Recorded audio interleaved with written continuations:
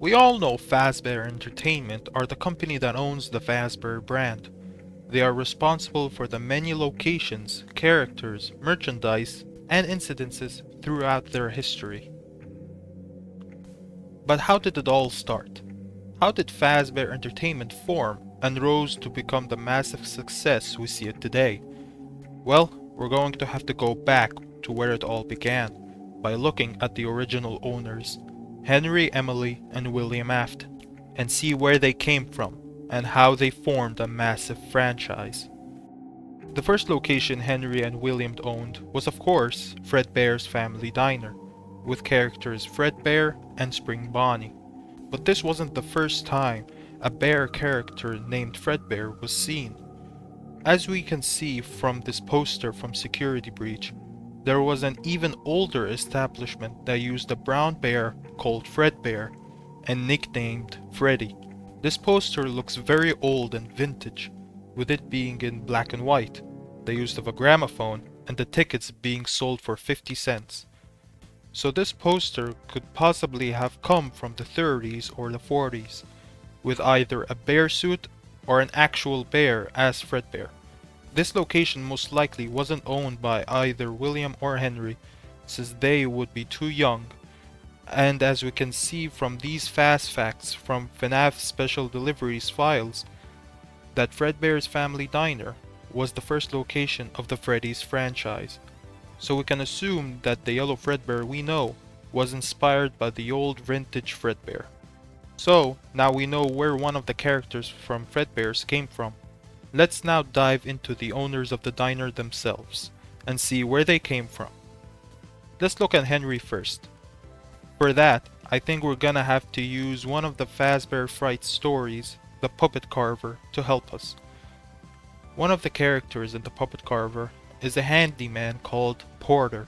He works at a pizzeria called the Pizza Playground, but the pizzeria hasn't been doing well, and it doesn't help that the animatronics, Baron Von Bear, a pig with a banjo, and a weird bird thing, are breaking down constantly. So to combat these problems, Porter creates the Puppet Carver, a machine that makes cheap wooden dolls that move around on their own, that can be used as entertainers for the restaurant, instead of the current robots. So why do I bring up the Puppet Carver? It's because I think Porter could be a parallel to Henry, like MatPat suggested.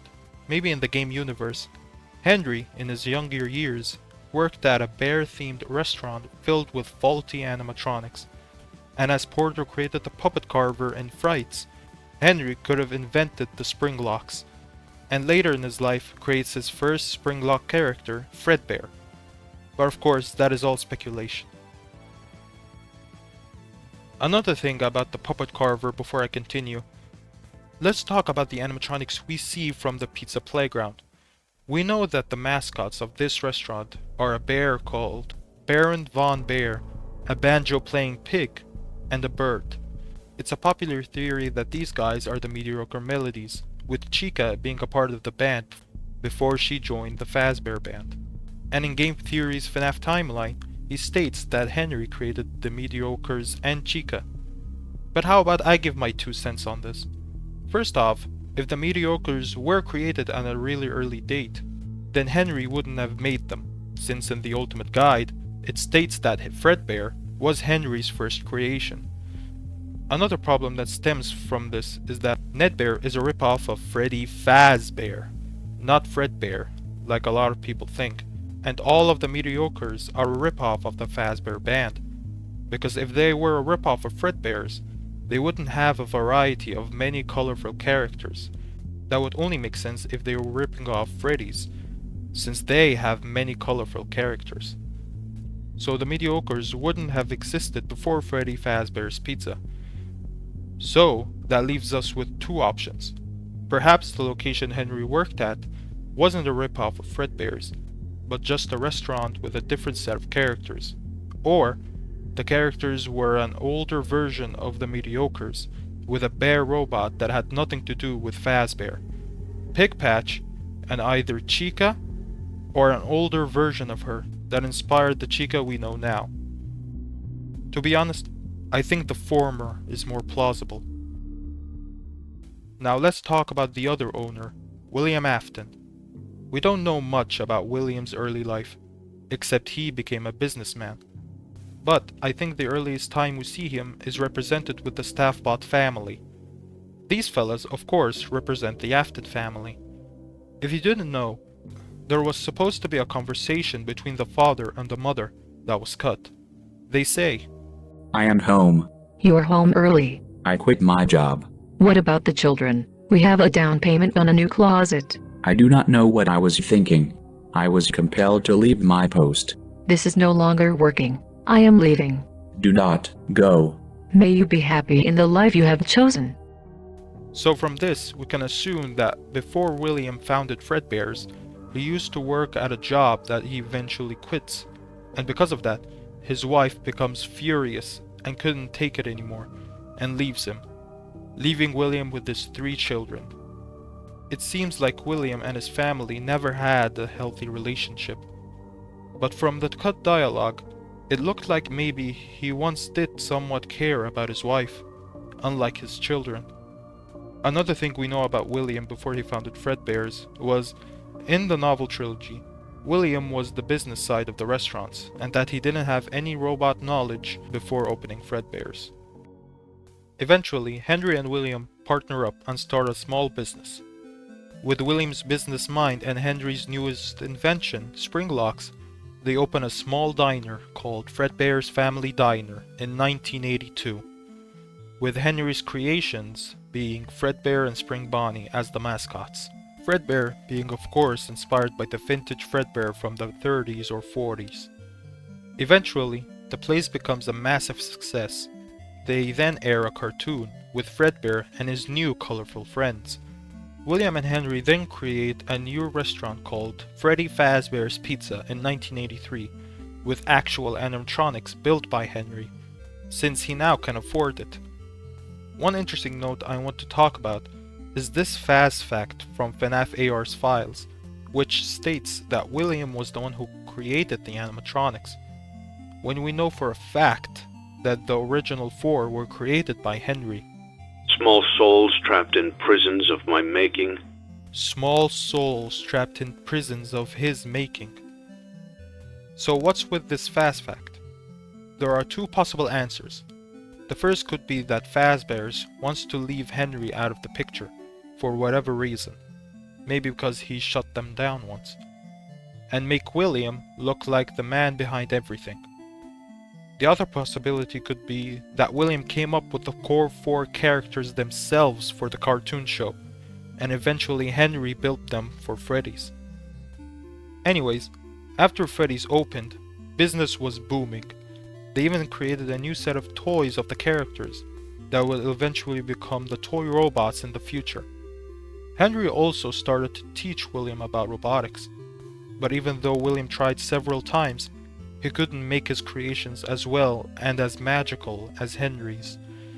Eventually, William became even more jealous of Henry, not just for his talent, but for his family. Like we discussed, William's wife most probably left him before he founded Fredbear's, and left him with an even more dysfunctional family, while Henry had, in William's mind, a better family. William over time became more and more bitter towards his business partner. Even though William respected and admired him, he couldn't stand him and his perfect family, like we see in the Silver Eyes. So in one rainy night at Freddy Fazbear's Pizza, while Charlie was locked out of the restaurant because of some bullies, William, possibly drunken with rage, kills Charlie and drives off. Henry, of course, being distraught over his daughter's death, becomes isolated and focuses more on his work. Maybe William manipulates Henry into teaching him more on animatronic engineering. But then after the bite of 83, Fredbear's closes down. Henry becomes even more secluded and broken, while William started working on his new company, Afton Robotics.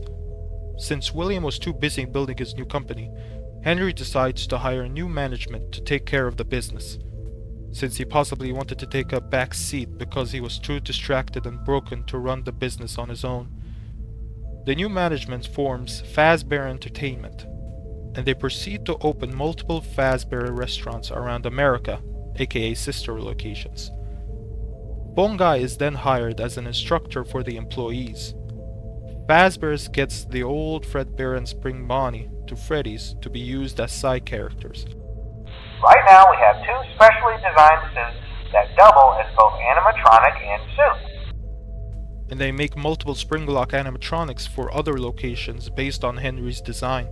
But that quickly fell through as the spring suits Fazbear's made were not as well made as Henry's, and so multiple simultaneous Springlock incidents occurred at the sister locations, making the spring suits banned from being used. There's been a slight change of company policy concerning use of the suits. Don't. After learning of an unfortunate incident at the sister location involving multiple and simultaneous Springlock failures, the company has deemed the suits temporarily unfit for employees. Safety is top priority at Freddy Fazbear's Pizza, which is why the classic suits are being retired to an appropriate location while being looked at by our technicians. In 1985, William makes a discovery. The puppet was possibly possessed by Charlotte.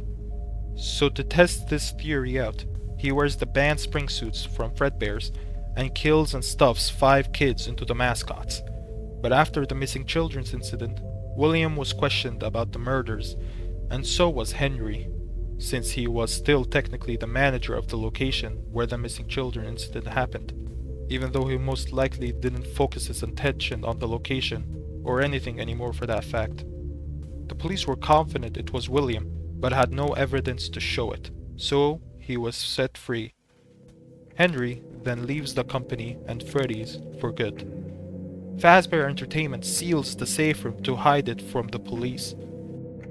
The previously mentioned safe rooms are being sealed at most locations, including this one. But when the robots start to smell and the restaurant underperforms, they close down the Freddy's restaurants. While Fazbear Entertainment had hoped Circus Baby's Pizza World would be the successor to Freddy's, it failed. William is then possibly fired or has left Afton Robotics after that. But the failure of Circus Babies didn't stop Fazbear Entertainment, and since the original owners have both left the company, Fazbear's would try to revive Freddy's once again, then again, then again, then again.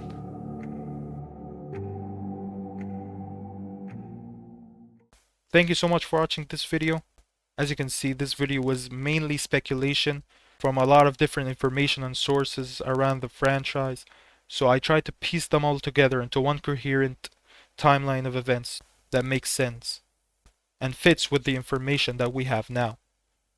So I hope this was enjoyable. If you like this video, please like it and subscribe if you want more. And yeah, see you on the flip side.